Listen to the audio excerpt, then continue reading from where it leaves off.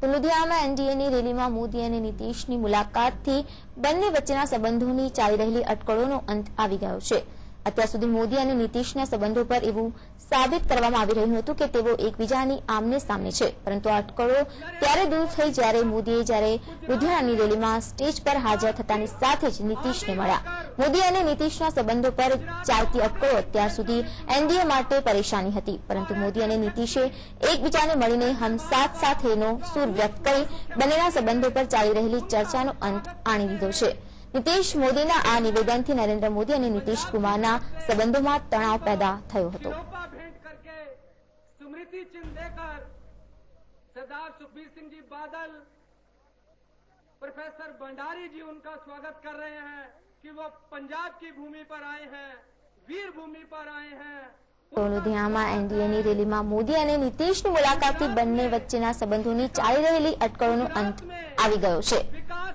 અત્યાર સુધી મોદી અને નીતીશના સંબંધો પર એવું સાબિત કરવામાં આવી રહ્યું હતું કે તેઓ એકબીજાની આમને સામને છે, પરંતુ હવે આ અટકળો દૂર થઈ ગઈ છે।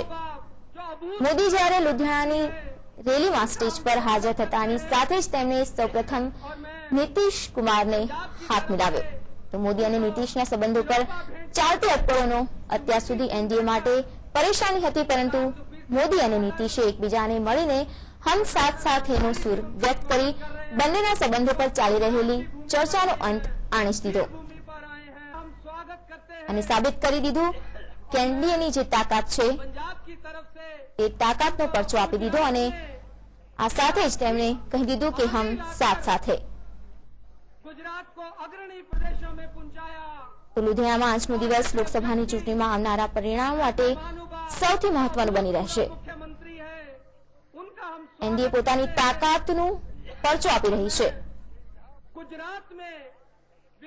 તો આ બેઠકમાં અડવાણી ઉપરાંત રાજનાથસિંહ, બિહારના મુખ્યમંત્રી નીતીશ કુમાર, ગુજરાતના મુખ્યમંત્રી નરેન્દ્ર મોદી, કર્ણાટકના મુખ્યમંત્રી એસ યેદિયુરપ્પા, મધ્યપ્રદેશના મુખ્યમંત્રી શિવરાજ ચૌહાણ, છત્તીસગઢના સીએમ રમણ સિંહ, હિમાચલ સીએમ પ્રેમ કુમાર ધુમાલ, ઉત્તરાખંડના બીસી ખંડુરી, જેડીયુ નેતા શરદ યાદવ, આસામ ગણ પરિષદના ચંદ્રમોહન પટવારી, ઓમ પ્રકાશ ચૌટાલા, અજીત સિંહ, જસવંતસિંહ, અરુણ જેટલી,